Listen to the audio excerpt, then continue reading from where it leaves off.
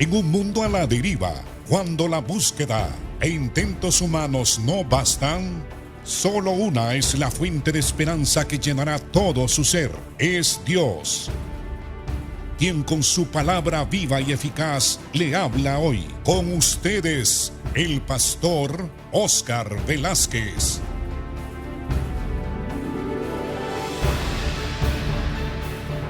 Amados hermanos, bienvenidos. Dios les bendiga.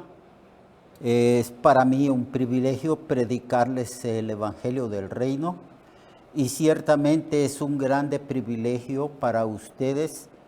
Es una bienaventuranza que todo ser humano escuche la palabra del Señor. Así que bienvenidos al programa Viva y Eficaz.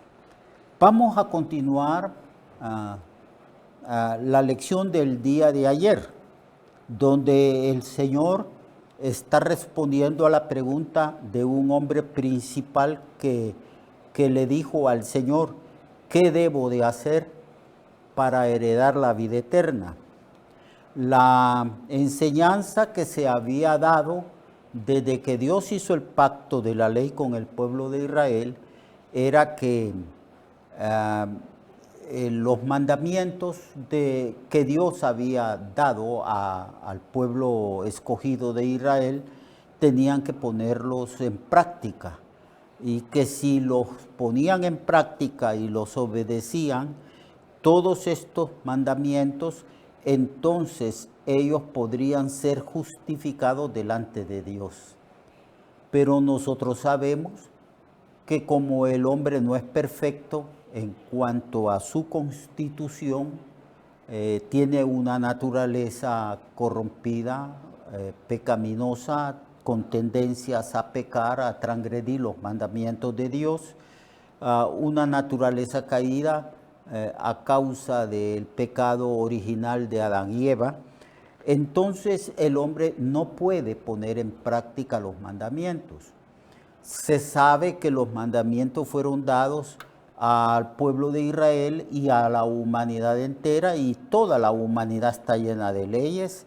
Todos los países legislan leyes, hacen leyes para poder vivir en orden, para que el imperio de la ley prevalezca sobre la raza humana y no haya caos, sino que el ser humano esté ciertamente restringido en su accionar y en su vivir a causa de los principios, de las leyes, de los mandamientos que se elaboran en todos los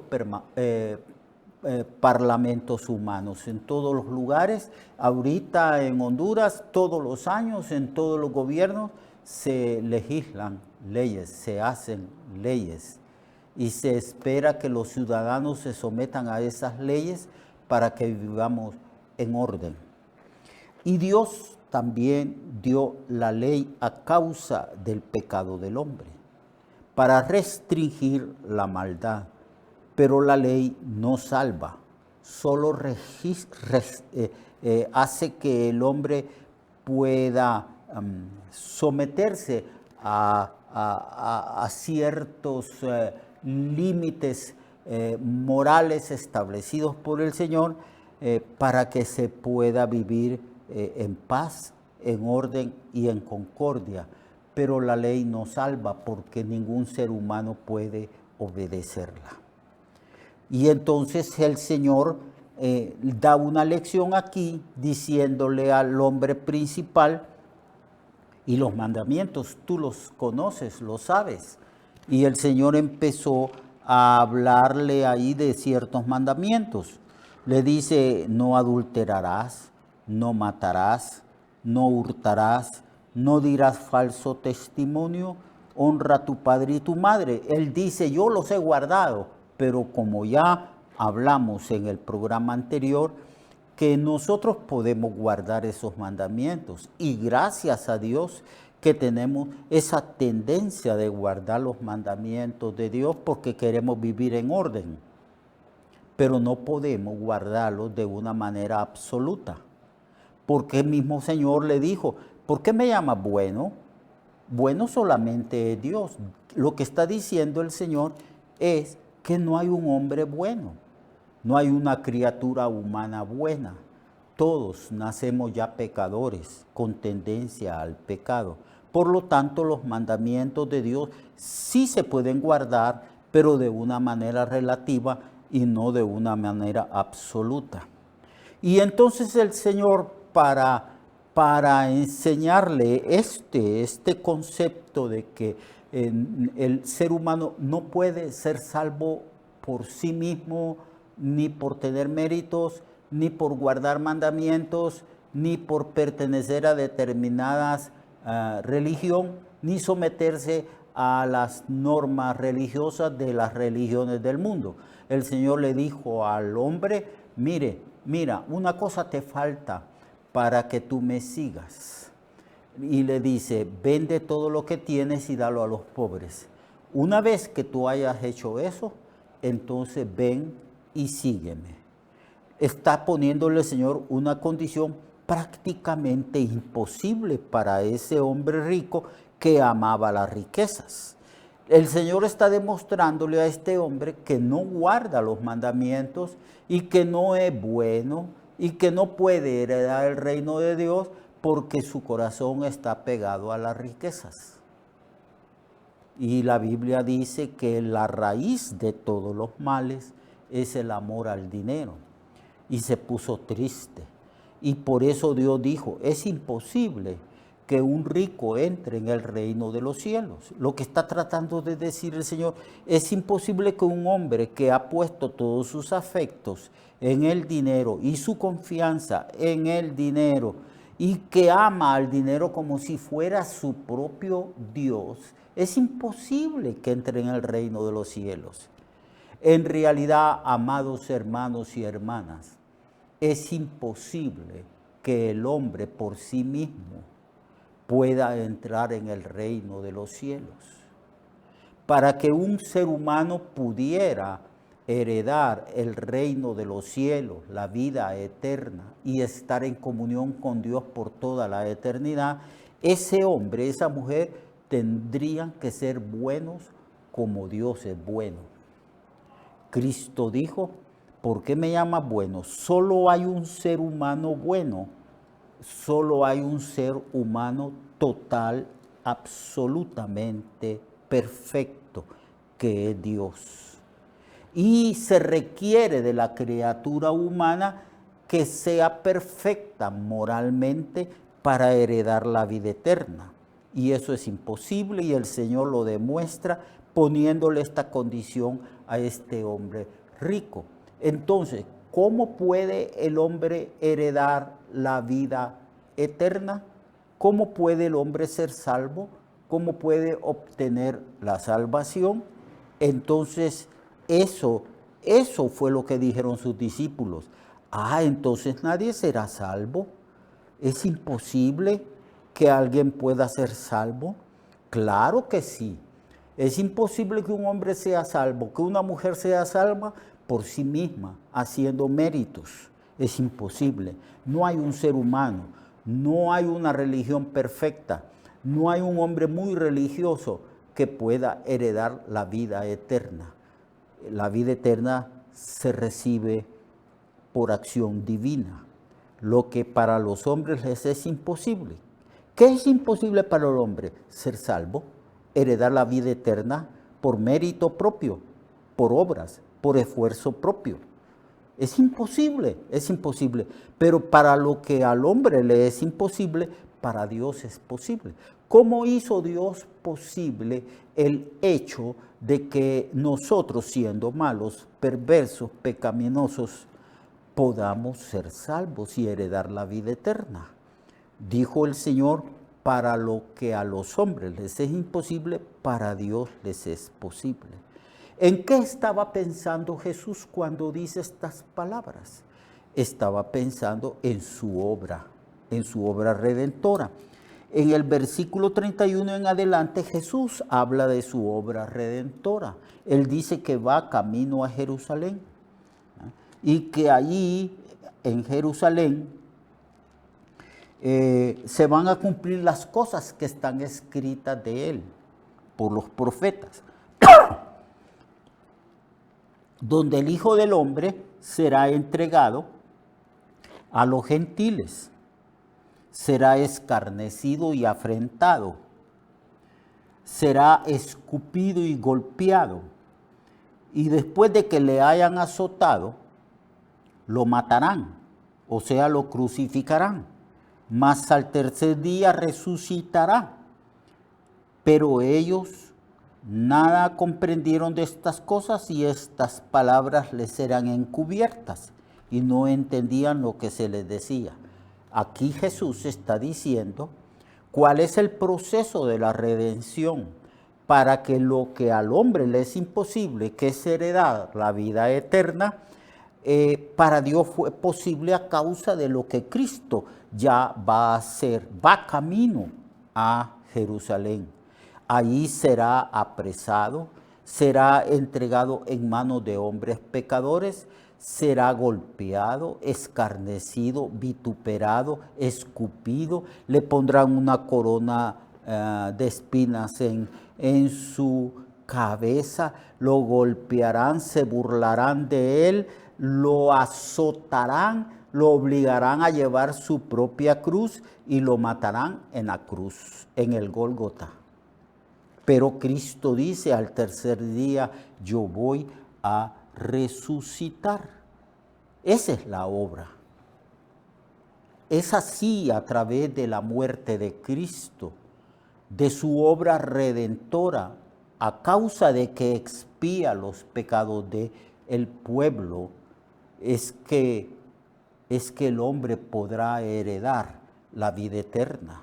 Se hereda no por mérito propio, no por pertenecer a una religión, no por cumplir con las normas de la religión.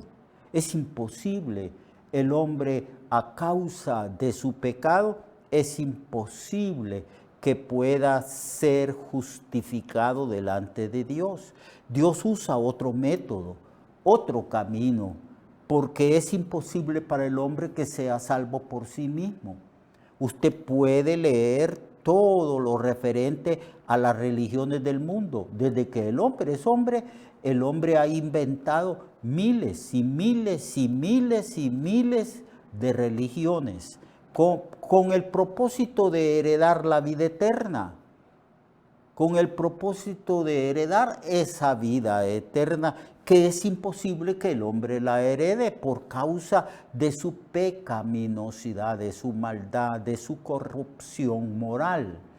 Entonces el Señor usa otro método, manda a su Hijo Jesucristo para que Cristo pueda morir en una muerte vicaria o sustitutoria, es decir, Cristo muere por otros, por nosotros, en la cruz. Él paga la deuda moral que nosotros, los seres humanos, tenemos para con Dios.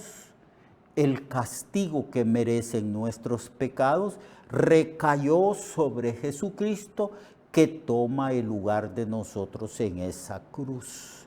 Es por eso que la segunda persona de la Trinidad se hace humano, se hace carne en el vientre de una virgen llamada María. Allí Jesucristo se encarna, toma la forma de hombre para poder identificarse con los seres humanos caídos y pecaminosos y para poder llevar el castigo de nuestros pecados sobre su cuerpo en la cruz. Ese es el método de Dios, esa es la forma de Dios. No hay otra manera de ser salvos, solamente creyendo en Cristo. La Biblia, amados hermanos y hermanas y amigos que escuchan este programa, la Biblia declara que no ha sido dado a los seres humanos, a los hombres y mujeres sobre la faz de la tierra, otro nombre bajo este cielo, solamente el nombre de Jesús, de Jesucristo, ha sido dado para salvación. Porque no ha sido dado otro nombre o no hay otro nombre bajo este cielo en que podamos nosotros ser salvos. No hay manera de ser salvo. No hay religión que pueda salvar.